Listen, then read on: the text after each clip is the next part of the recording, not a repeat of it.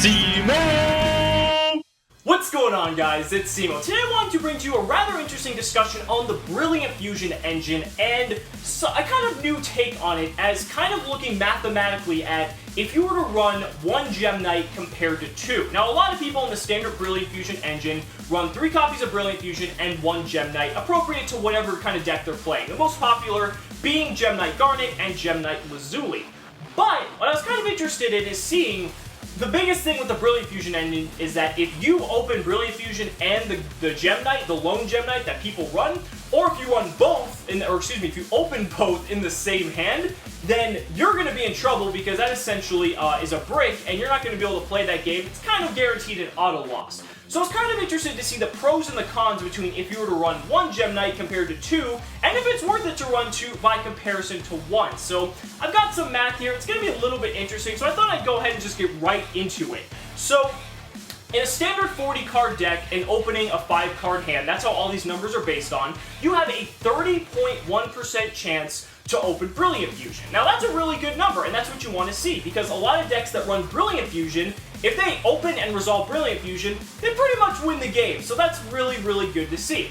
However, you have a 12.5% chance, or 1 in 8, to open with that Gem Knight. Now, just the Gem Knight alone. That's not counting Brilliant Fusion or anything like that. But a lot of people consider that Gem Knight a blank card, because not only is it pretty much dead in your hand, but it also makes 3 other cards in your deck dead as well at that point. So it's not really good to draw, and 1 in 8 is fairly high. That's like 3 to 4 games, or excuse me, 3 to 4 rounds in a tournament. You're pretty much destined to have one of those games. You're going to draw the Garnet, or the Gem Knight, rather, I should say.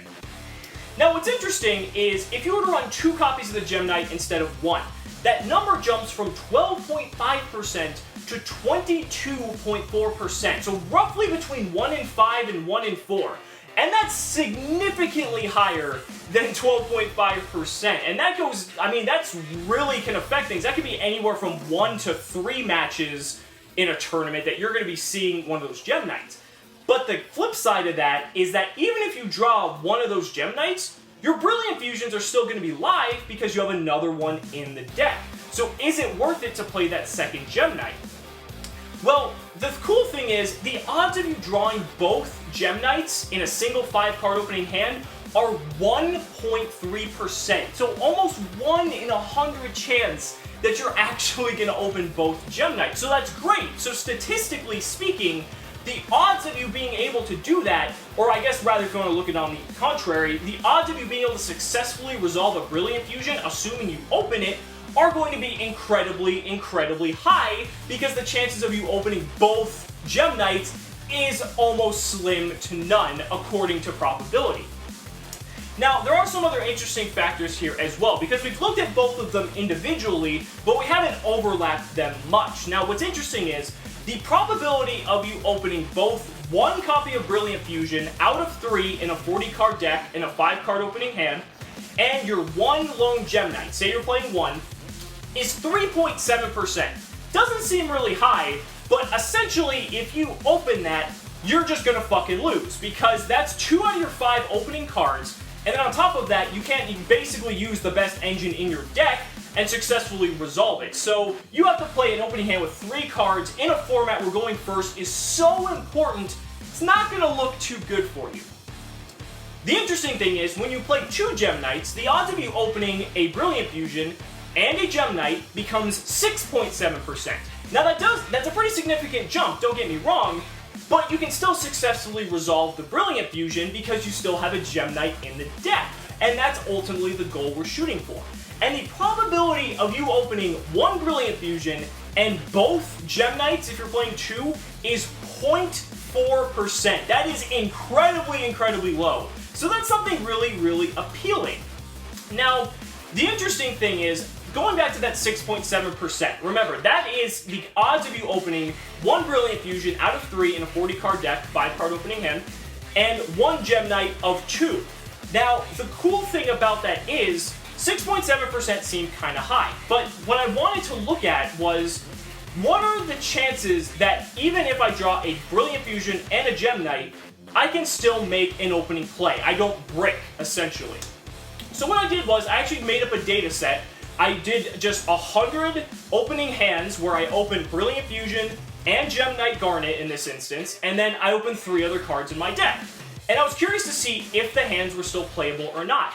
And what was really interesting is that 76 out of the 100 hands that I tested, the hands were playable because I still had a second Gem Knight Garnet in the deck to successfully resolve Brilliant Fusion, making the hand live.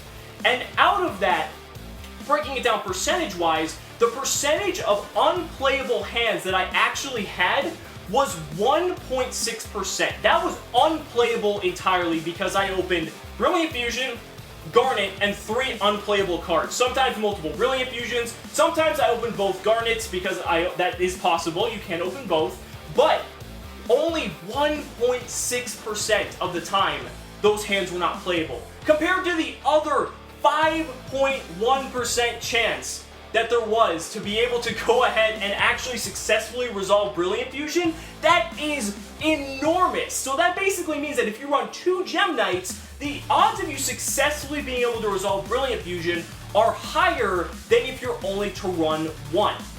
But, on the other side of the argument, you're using that Gem Knight slot as a slot in your 40-card deck, for your second Gem Knight, of course. Now, why is this important? Because remember, going back to what I said, the odds of you opening 2 Gem Knights, or excuse me, 1 of your 2 Gem Knights in your deck is 22.4%, roughly between 1 in 4 and 1 in 5 opening hands. Why this is important is because it affects the consistency of your other opening hands. Because that means you're going to be more often than not opening that Gem Knight, making your hands dead, and being able to possibly wreck your consistency with your other cards. So what you have to weigh is here, kind of the ultimate, crux of the argument I'm trying to make. If you want to resolve Brilliant Fusion as successfully and as much as possible, mathematically, it makes more sense to play 2 Gem Knights in your deck. But, if you're afraid of the consistency of the rest of the cards in your deck and affecting all of your other opening hands outside of Brilliant Fusion, then I would honestly say you should stick with the 1, because a 22.4% chance of opening 1 of 2 Gem Knights is really high. And opening with a 4-card hand where going first is just crucial, is just probably not the best idea. But again, this is the conclusion I came to. I'm kind of just, going back and forth. It was a really kind of fun little in-depth thing I like to jump myself into. So let me know down in the comments what you guys think, and let me know what you think about the Brilliant Fusion engine in general. So thanks so much for watching the video. See you next time. Cimoooooooo!